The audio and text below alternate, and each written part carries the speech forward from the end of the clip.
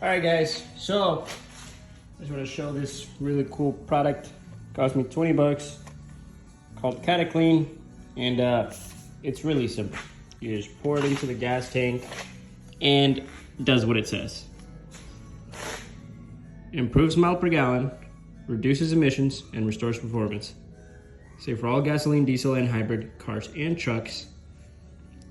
So all you do is you go ahead and you put it in your gas tank when you're at about a quarter. So it says 4 gallons. I had it a little over a quarter tank. Drive it normally for 10 to 15 minutes. I took it to Portland and back, which is a good 20-minute drive. And then I filled up. That's important. You fill up. And then after I filled up, I went all the way to In-N-Out, which is in Kaiser, which is about a good hour from here. And halfway through the drive, I kid you not, the check engine light just turned off on its own.